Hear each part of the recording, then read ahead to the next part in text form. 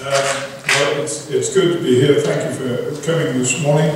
I would like to talk to you about what, for want of a better term, I call the prototypical church. I think the church in America, in some ways, is doing very, very well, and in other ways, I think the Church of Jesus Christ may be in danger of getting off track somewhat. And so, being an old guy, and you know what happens with old people, they tend to think in terms of history more than the future. And there's a very simple reason for that. It is simply this: we know without a shadow of a doubt that we have more history than future ourselves. And so this is perfectly understandable. Peggy Noonan, on the other hand, talking about young people, said that young people have very little interest in history for the simple reason it has not happened to them yet. And so we need a healthy balance here. The older people who can look back and ask the questions, how did we get where we are? Because if we don't know how we got to where we are, we're probably in danger of thinking that we can get from where we are to where we want to be and make the same mistakes of the old days. As far as church is concerned, it is not at all unusual, I have found, now, to find that church growth, that's what we call it often, church growth, if you really examine it very carefully, is not really growth of unbelievers coming to faith in many instances. It is simply people who belong to one church getting upset with it, getting tired of it, looking for some novelty, or finding something slightly more exciting and simply playing evangelical musical chairs. And then there are people, I have met them quite frequently in our coffee fellowship at the end of services on a Sunday morning, who say quite happily, we're just church shopping.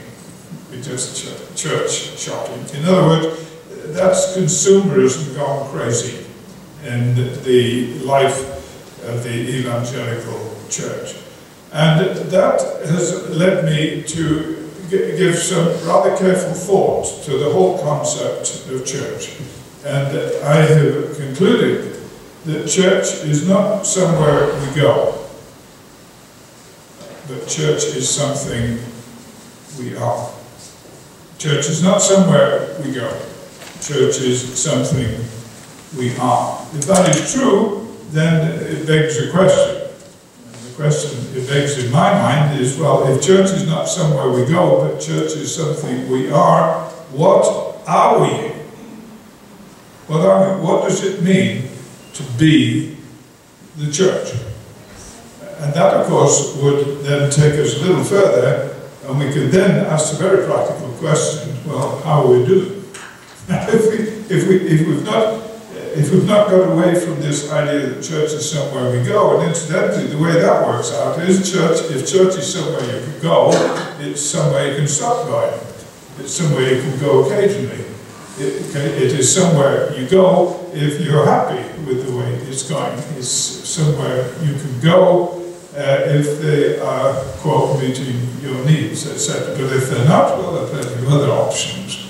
And of course, I had a friend back home in Milwaukee who said, I'm a member of 3 country clubs, why can't I belong to 3 churches? So nobody said you couldn't, but it does rather show a lack of understanding of what it means to be the church. This leads me to tell you one of my favourite stories about the man on the desert island. And one morning he woke up, and to his intense delight, he saw a ship coming into the lagoon. He rushed down to the beach, waved furiously to attract the attention of the sailors. They saw him, came ashore, and said to him, we are amazed to see you here. We thought this island was uninhabited. And he said, no, it's not uninhabited, I'm here. They said, well, how many people live on the island? He said, I'm the only one. He said, I'm the only survivor of a shipwreck here 25 years ago. He said, have you been on this island on your own for 25 years? He said, I have. They said, well, what are all these buildings here? Well, he said, I'm a builder by profession and I had nothing else to do, so I just been building. He said, but there's such big buildings. He said, yeah, I build big buildings. They said, what's that one over there? I said, that's my house. They said, well, why do you build such a big house? Just for you. He said, I build big houses. They said, what's that building next to it? It's huge. He said, that's the church I go to. They said, well, how many people in the congregation? He said, I'm the only person on the island. He said, this is remarkable. What's that building on the other side of your house? He said, that's nothing. That's the church I used to go to. That raises a question, doesn't it? Why is that funny? I say some of you don't think it's very funny, but I think it's hilarious. That's the church I used to go to. Why is it funny?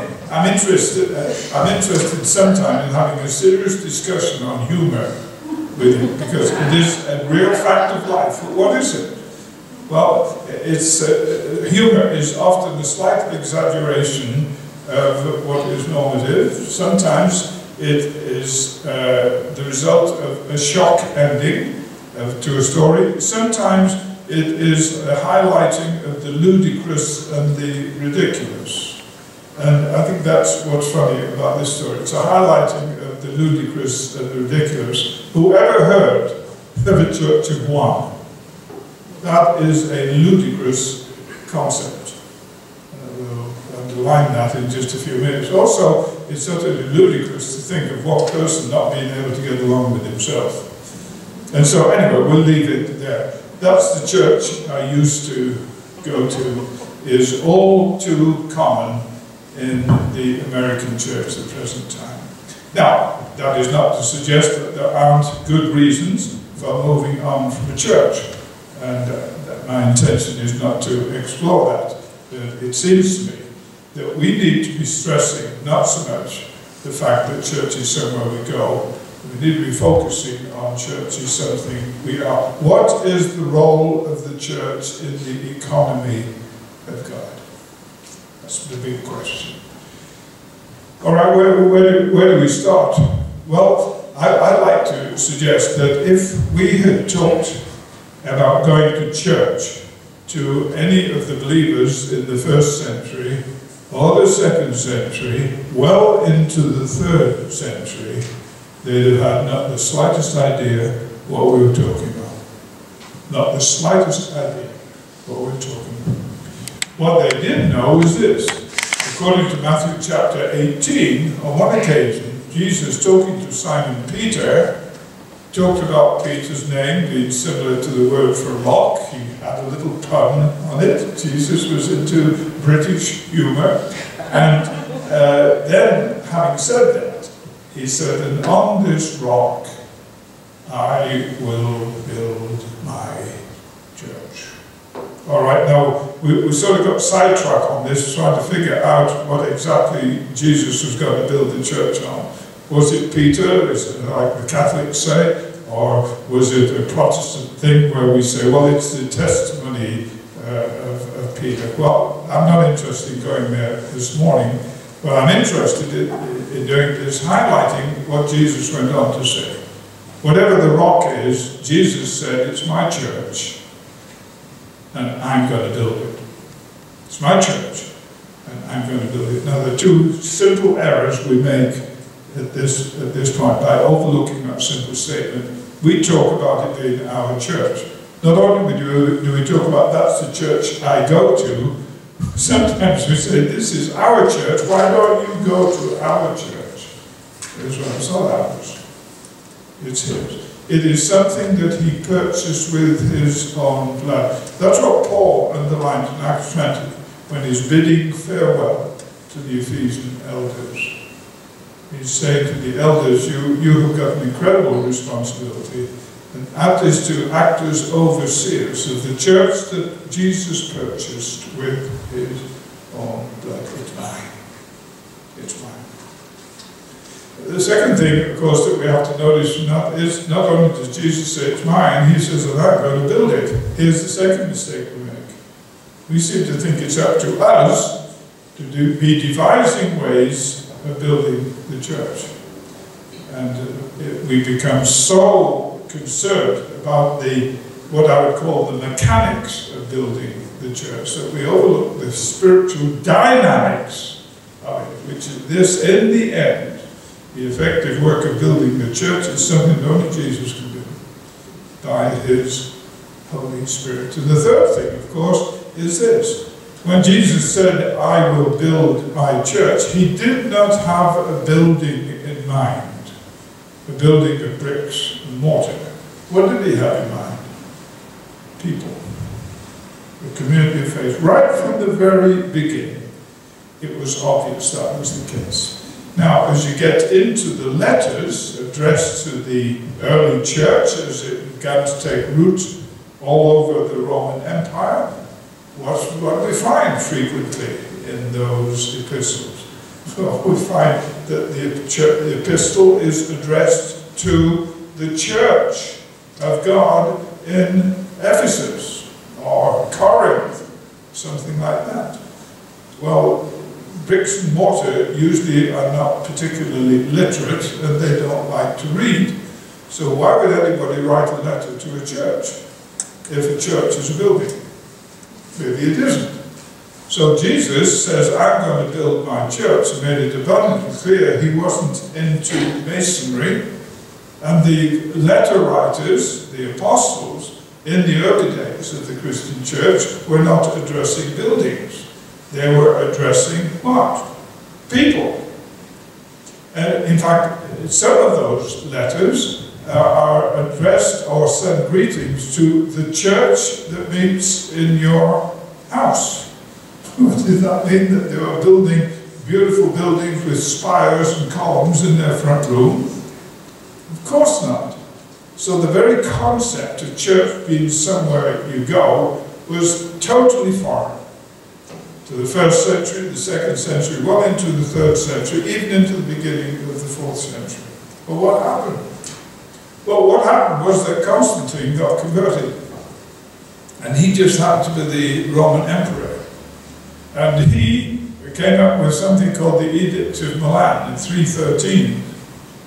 And the Edict of Milan basically banned persecution of Christians. And Christianity became a recognized, acceptable religion of the Roman Empire.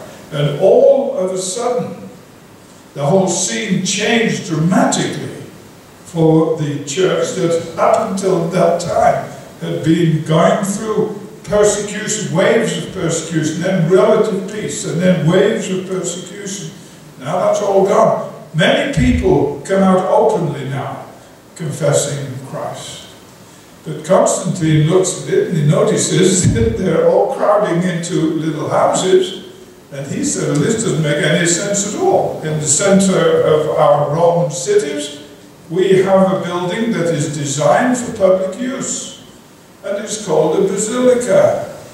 So what we should do, we should make the basilicas available to these believers so that when they want to come together, they can meet in this building. And that's where we begin moving away from the idea that church is something we are, to church is somewhere we go. And isn't it interesting that many of our churches to this day are still called basilicas?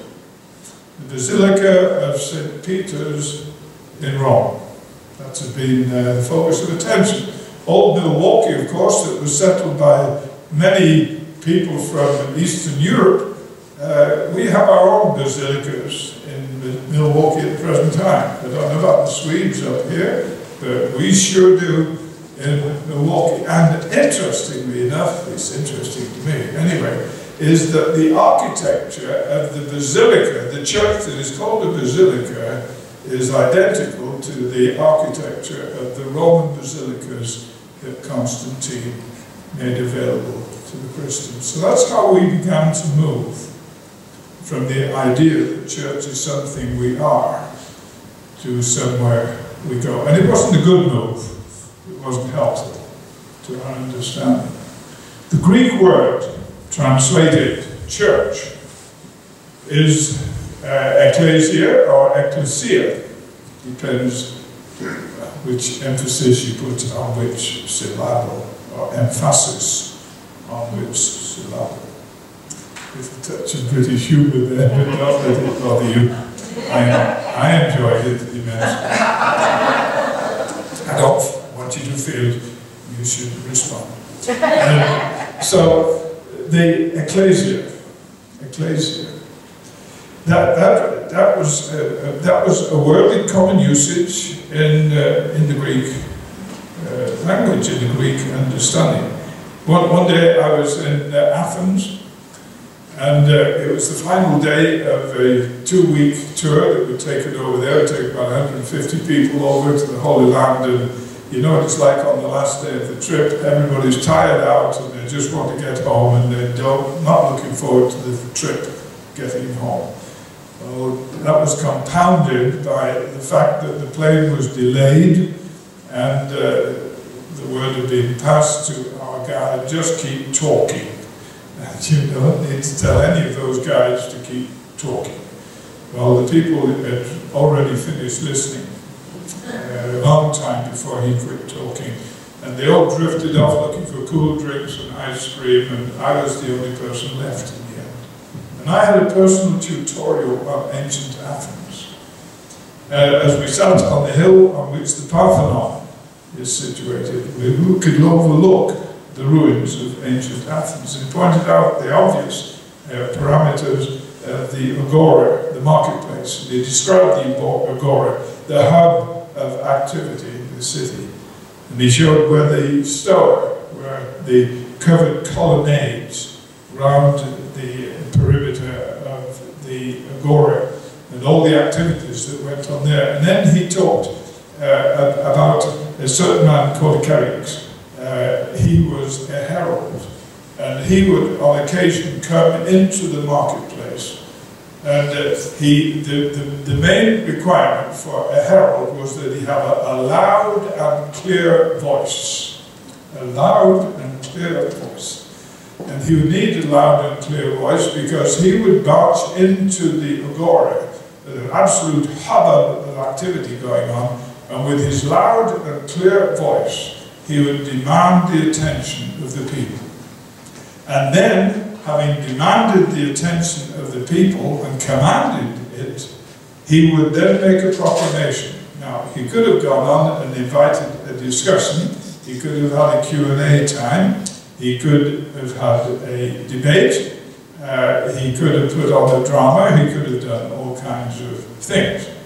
All legitimate means of communication. He did none of these things. He simply made a proclamation, and the reason for this was because he had a loud and clear voice. The authorities of the city had appointed him to make proclamations that were an announcement, authoritative announcements that were undergirded by the authority of those who put him in that position. The reason I go into all that is the word kerix is the word translated preacher. And that which he preaches, of course, is the kerygma. And so when we think in terms of what a preacher is somebody who hopefully has a loud and clear voice, although that's not necessary now with all the electronics we've got. But that's why a lot of preachers today don't preach, they mumble. And get away from it. But anyway, I won't get off into that one. I always say to young preachers, preach to the back row. Preach to the back row. It's not very difficult here this morning, but sometimes it's quite a challenge. Anyway, that's by the way. So when the herald would make his pronouncement, sometimes it would be the enemy armada has been sighted on the horizon, man the men of war to intercept it. Or sometimes it would be the games are about to begin, or the king is returning, go to the main gates and welcome him. But sometimes, this is the point, sometimes he would announce very simply, the ecclesia is in session. And then something very interesting was required to happen. The ecclesia was the word that comes from two other Greek words, ek, kleroo. And ek means out of, and kleroo means I call. So ecclesia comes from a word that simply means to call out. To call out. This is what was happening. Every member of the city-state of Athens understood something. It was an incredible privilege to live in the city-state of Athens. There was a marked degree of security, there was a marked degree of prosperity, there were many, many, many advantages for the people there. They also understood this: every advantage, every privilege has a corresponding responsibility. And part of the responsibility was this: if you're a member of the city-state of Athens, when the ecclesia is called, you are to stop what you're doing, however legitimate it is, and you are to leave the place where you are, and you're to go outside the city walls to the small hill next to the hill on which the Areopagites used to meet. And there you will congregate, and collectively you will deal with the business of the city-state of Athens. That's the basic meaning of ecclesia.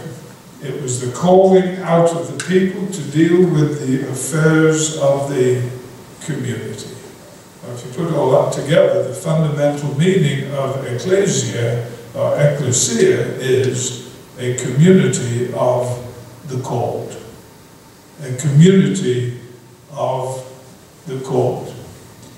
The privilege to be part of that community, but to be part of that privileged community has with it the corresponding responsibilities to be deeply committed to the life of that community. Ecclesia. Ecclesia. My friend, the guide in Athens, got very excited to tell me all this, because he was very excited to find somebody who was interested in what he was saying. And then he laughed and he said, oh, by the way, he said, you know, as is common in all societies, there were some people who were more interested in their privileges than in their responsibilities. So he said, if you had a little store and you were doing a roaring trade, and then the herald comes in and makes the announcement the ecclesia is in session, and he's got to close up his store just when he's making a buck or a drachma, there's a terrible temptation to say, well, I'm not going to close shop.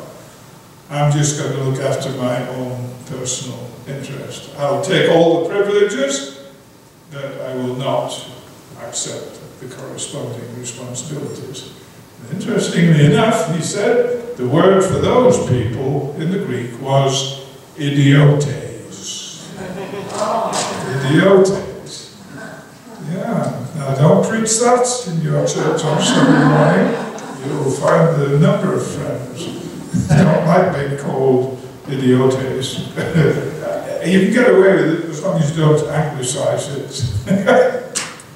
Well, what's an idiotes? An idiotes is somebody who is into individualism, is into personal life, and will dismiss any corporate involvement, any corporate responsibility. The word idio, it finds its way into our English. An idiosyncrasy. Idiosyncrasy, what is that? It's a habit that is common to a person. It's not, it's not what everybody does. It's not a communal sort of thing. It's an idiosyncrasy. It's something that that individual is fundamentally interested in.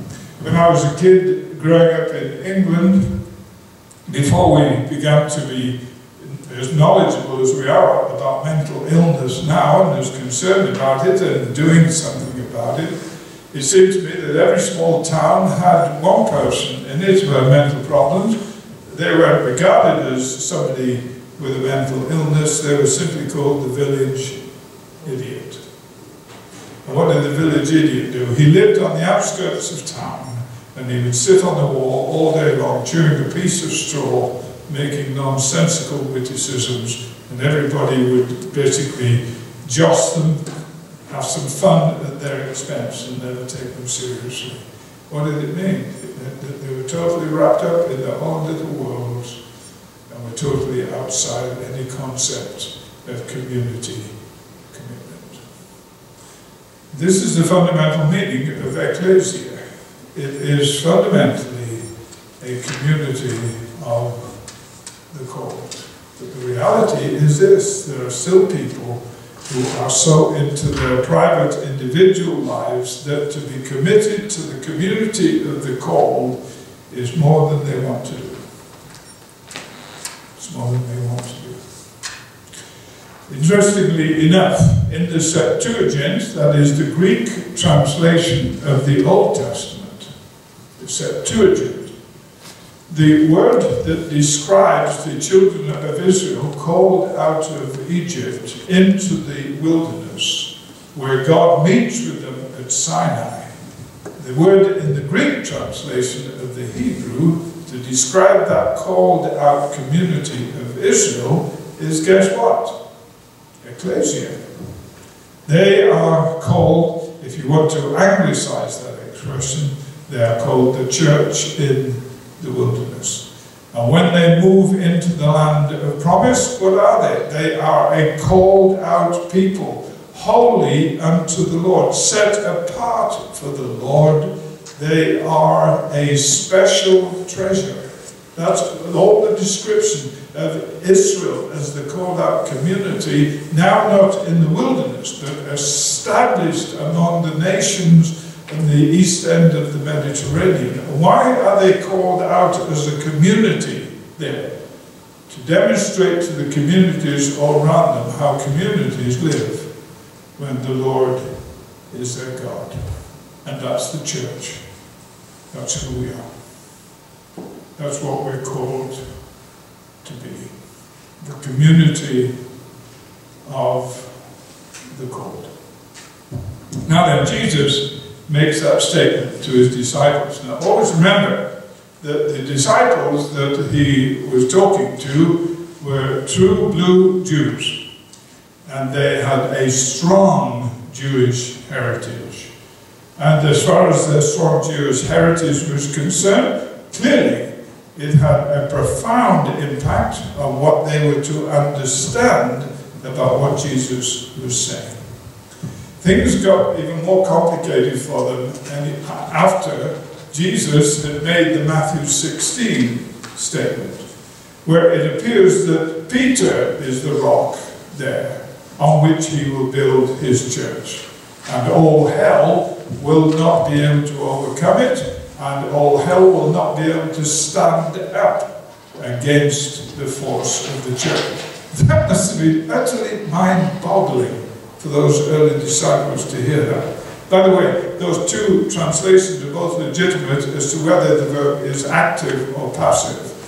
In other words, if it is active, then the church is going to be so active that Hades and hell and death itself will not be able to stand up against the church. If it is passive, then what it means is the church itself will not be overcome by the forces of death and hell. The disciples are simply told this by Jesus. Matthew 18, he repeats a lot of it, but this time it is not just for Peter, it is for the whole community of the apostles. We begin to see developing what Paul later says, that the church, of course, is founded on Jesus, but the foundation is the foundation of the apostles and the prophets. And what does it all come from? It comes from what Jesus has already said. Now they have to interpret, for Jesus says, "No, I'm leaving and you're staying." And what are they to do? What are they to do? Well, Jesus has told them what they're to do. He is totally committed to building his church. And they are going to be the means of doing it. That's what he's told them. "You're Peter, on this rock I will build my church." Peter, you are an integral part of it. that it's my church and I'm going to build it, and you're involved. Then 2 chapters later, Matthew 18, all the disciples, I'm going to build my church. It's mine, I'm going to build it, and all of you are foundational. Now get on with it. Where did they start? What did they do? Well, they are helped in this because something very fascinating happens. And actually, if we celebrated Easter, which I'm sure we did just a few days ago, I'm assuming we're celebrating what happened after Easter.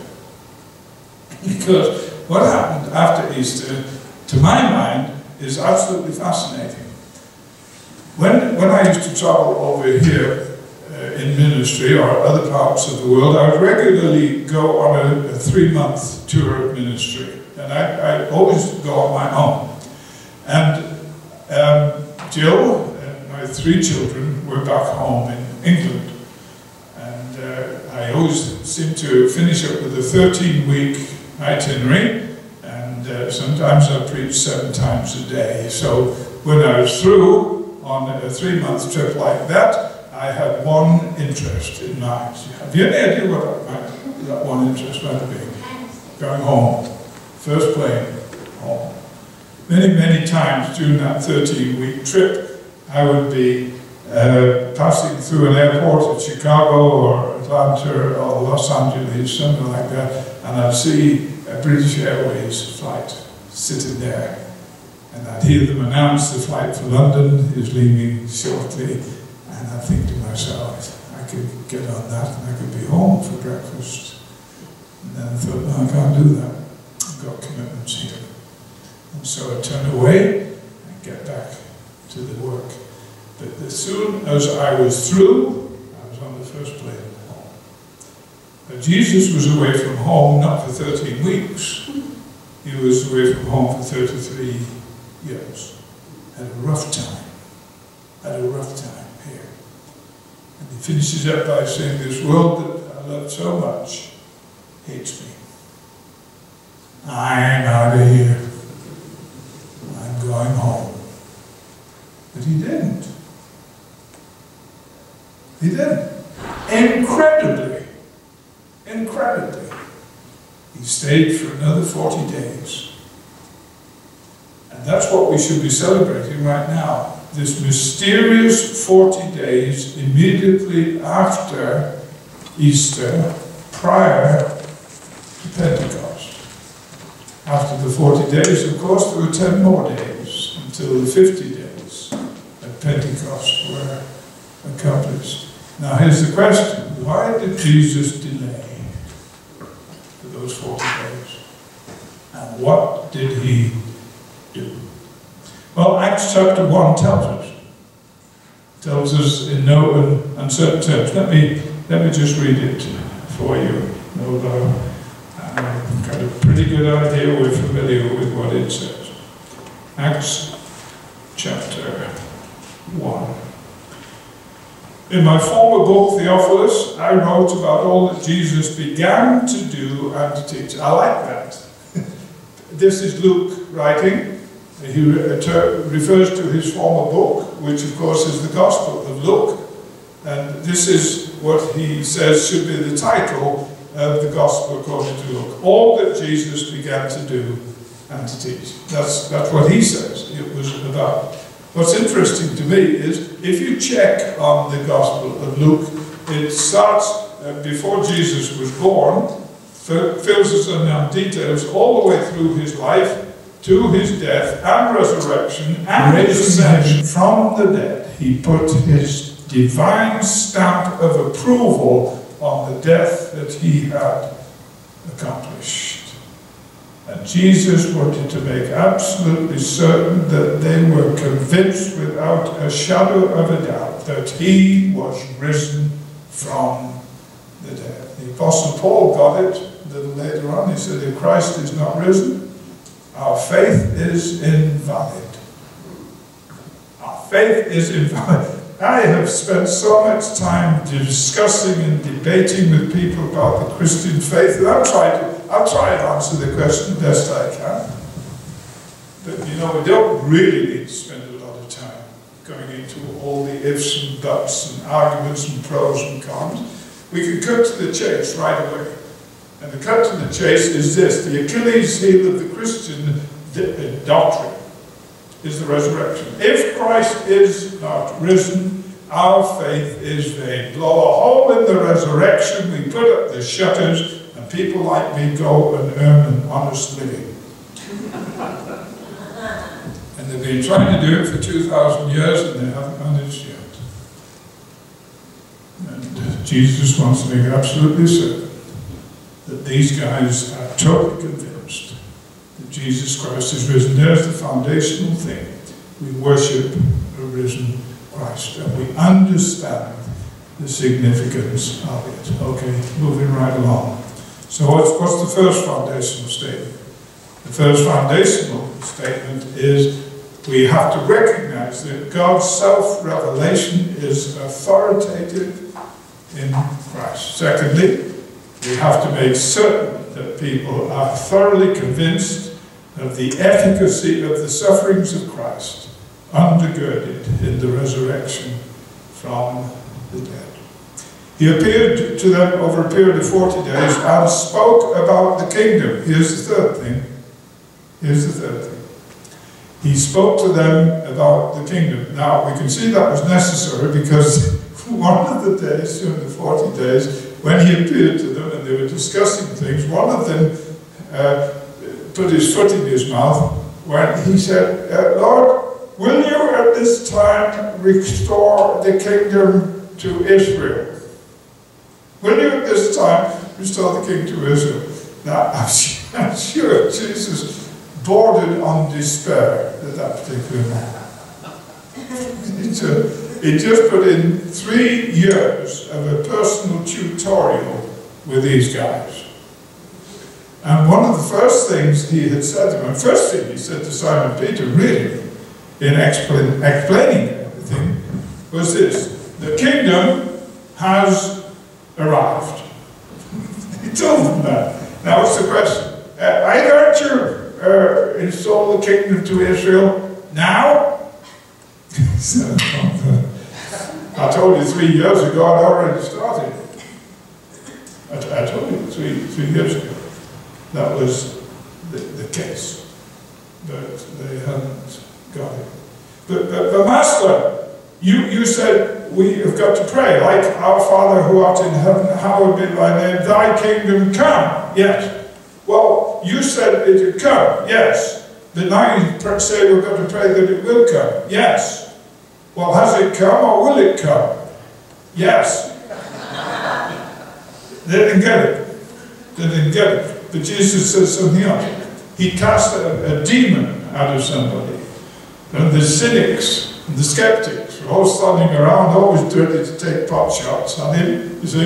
And they said, you know how he did that? He threw out the devil in the power of the devil. And Jesus said, oh, come on, give me a break. The kingdom divided against itself cannot stand. If the devil is busy throwing himself out, if the devil is fighting himself, he's beaten. He said, no, that wasn't what happened. He said, what you just saw was the kingdom. The rule of God, overpowering the rule of evil. For 3 years, day after day after day after day, they'd seen the kingdom, the power, the rule of God conquering the force of evil in the life of individuals, in the lives of communities, in their own experience. And now they ask the question, are you going to restore the kingdom to Israel? They didn't understand the kingdom. I'm not sure we do today in the church. And that's foundational, isn't it? That's foundational. All right? I'm keeping an eye on the clock because I know I've got a flight to catch. That's an encouraging word for you. All right. I'm almost through.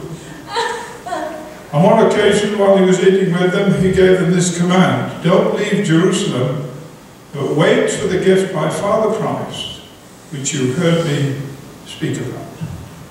So the Father's promised them something that Jesus has talked to them concerning. And they're thinking, oh, what could that be? What did the Father promise? Anybody remember what the Father promised? Jesus talked about it. I wonder what it was.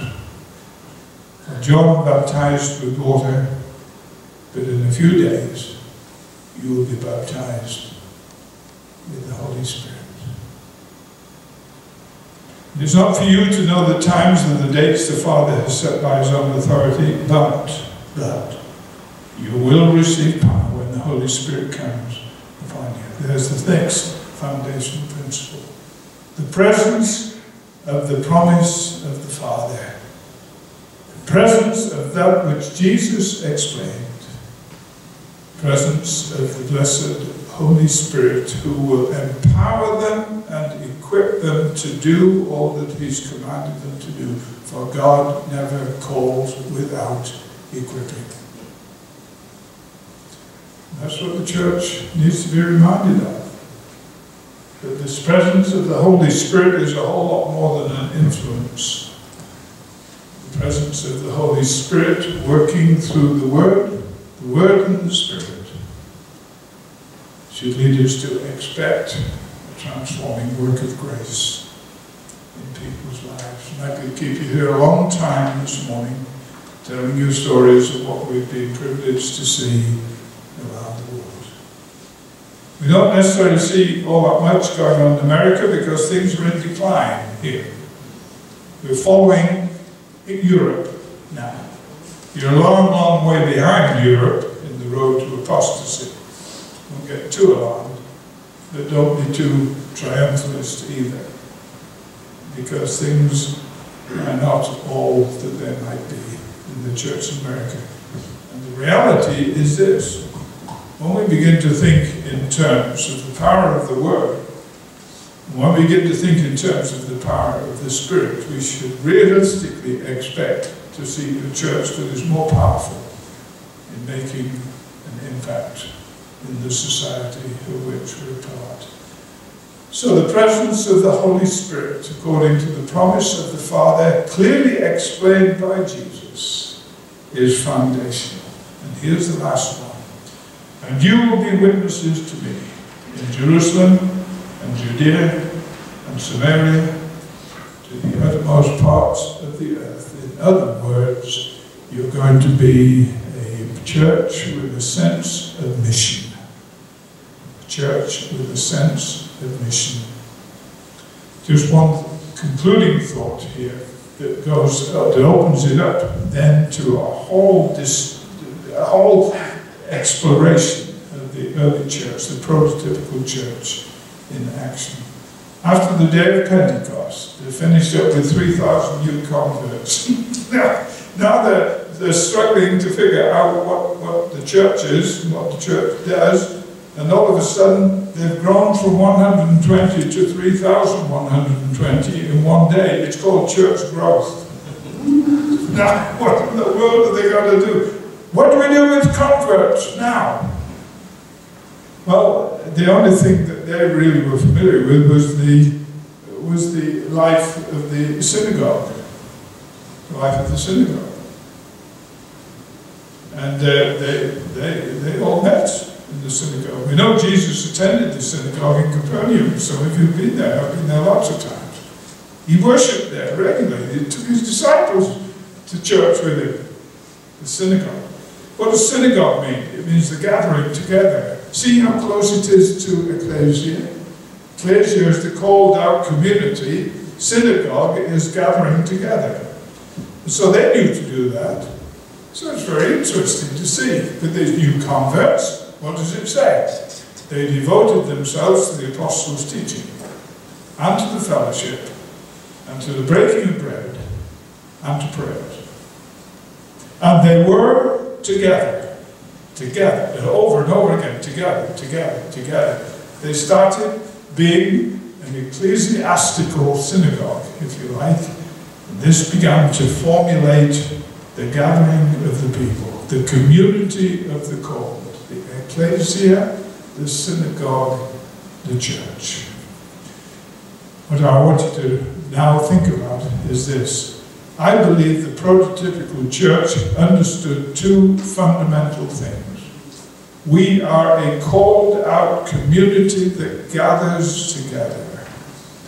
And we gather together for worship, and for fellowship, and for discipleship.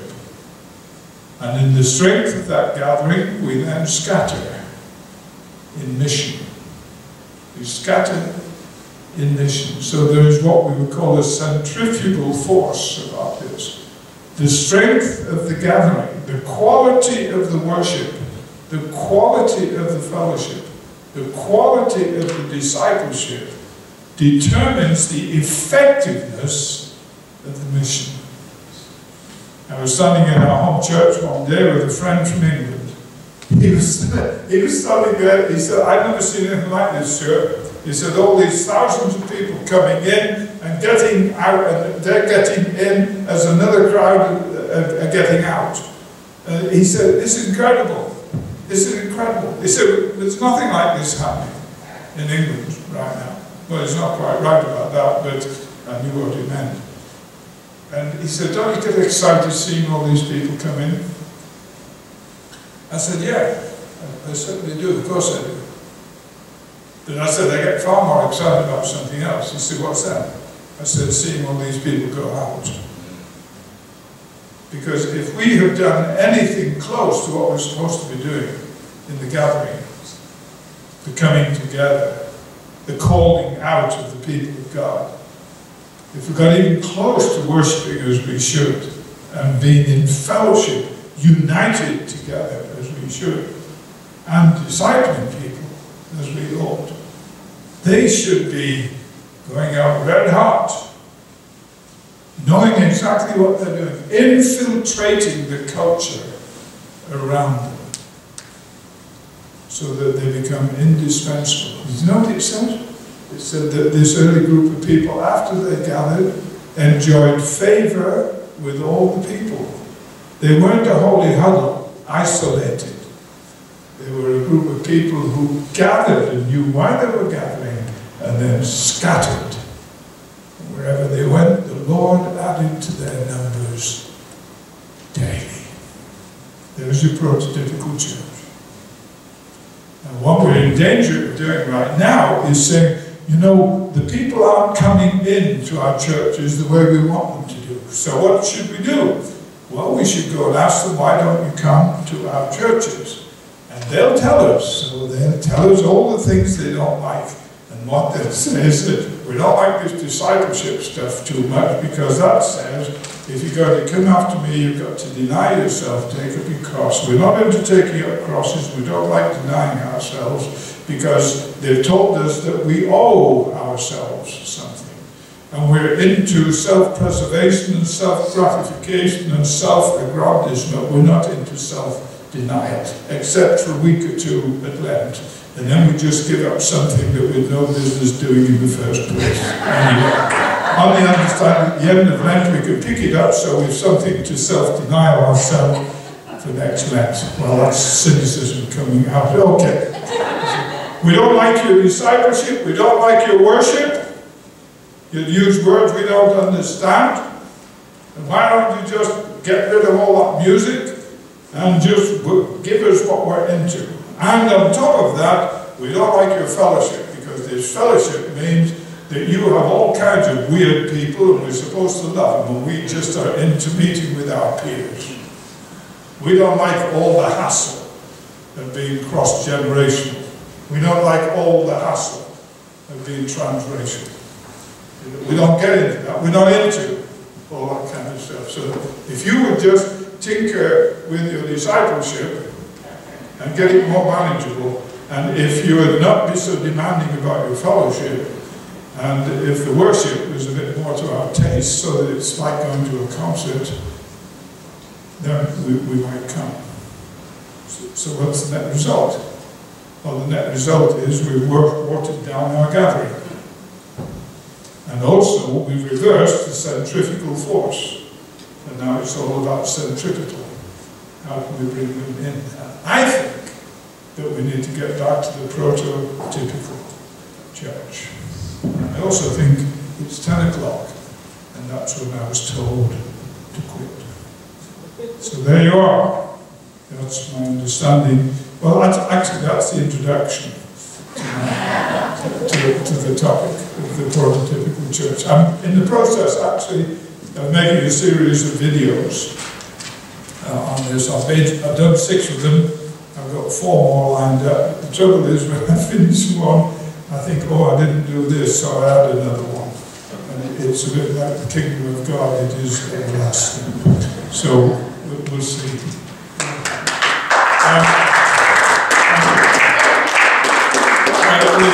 If I just say, I brought some books here, and we're going to have to pack them up pretty quickly, so if you're interested, if you could have a look at them quite quickly, that would be helpful. God bless you. Thank you, Stuart. You just opened up a can of worms at the end. But in line with what you, just make a further comment here. Last night you mentioned Zondervan's word to you that you need to give people what they want in the form of what they need. No, give them what they need in the guise of what they want. Exactly. Now, in line with what you just said, how do you give them that gathering experience which they need in a form of what they want? I think there's a fundamental misunderstanding there, because I see that the gathering is not primarily for the unbeliever. The gathering is primarily for the believer. And it is in the strength. I mean, look at this. We got into a situation where the buzzword that people were talking about all the time was seeker-driven worship. Now, did you ever hear anything more stupid than seeker-driven worship? What do seekers know about worship? Tell me. Nothing. What do they know? They don't know anything about worship. So why would you put them in charge of something they know nothing about? Now, seeker-sensitive, that's different. Paul was into seeker-sensitive. He said to the church at Corinth, you're into your worship, you're having a ball, you're having a whale of a time there. Everybody's speaking in tongues, nobody's interpreting, all the prophets can't wait for each other to stop. It is total chaos. And he said, if an unbeliever comes into your gathering, he'll think you're nuts. This is a modern translation. So he said, behave yourselves. Be sensitive to the possibility that the unbeliever will be there. But don't get yourself in the situation where you are simply tailoring all that you are called to be in the gathering just to suit the whims and the caprices and the basic ignorance of the unbeliever. The place for mission is out there, not primarily in here. But we've reversed it. And so now we're looking through all the different ways that we can persuade them to come in here. Here's a very simple question to take away to your home church. It has to do with the impact of a local church community scattering. Okay? And here's the question. If the government closed down your assembly this week, who would care? If the government closed down your assembly this week, who would care? The answer, I think, sadly, in many instances, is this. The secular society out there wouldn't care two hoots. It wouldn't bother them one little bit. The people who would care would be the people who attended worship services, etc., in this community for a long time, and they'd be sad for a little while, but they'll go to another church. There are plenty of options here. I heard a story, I'm going to miss that plane now. In China, I heard this story in China. The government decided that the one church was getting too big and too powerful, and that's what they're concerned about. In China, the government are not against Christianity, they're not against Jesus. They see the value of both. But what they're concerned about is churches getting so big and so powerful that they could become a threat to the government. It's all about law and order. See, so that's why sometimes they'll put a pastor in prison for a bit, or they'll close, well, not for a bit, for a long time, or they'll close down the church. They announced they were going to close down a certain church. They called a meeting when the government officials came in, and they explained to the people, we are closing down this church. And a woman in the congregation jumped up and began to berate these government officials. And she said, you know who I am. I'm a member of the party like you are a member of the party. And you know that my husband died recently, and you know that my husband who died recently was a member of the party too. And when my husband died, not one of you came anywhere near. You did not lift a little finger. I was left destitute. But she said, these people in this community of believers, this church, they loved me and they befriended me, and they knew I was an atheist, an aggressive atheist. But it didn't make any difference to them. And she said, the simple fact of the matter is this: I am alive today because of these people. No thanks to you. Don't you dare close this church. This church is the most viable thing for the good of this community. You would be insane to close it down. I tell you something, when a church begins to be recognized like that in a community, you begin to understand what happened in the Prototypical Church. They had favor with all the people, and the Lord added to their numbers. But how did they do it? They did it by, in the strength of their gathering, scattering, infiltrating the culture around. And the way that we infiltrate the culture around is, first of all, we establish a presence out there. We establish a presence out there. Secondly, we develop a credibility out there. And after we've established a presence and developed credibility, then and then only we can begin to speak the truth into the situation.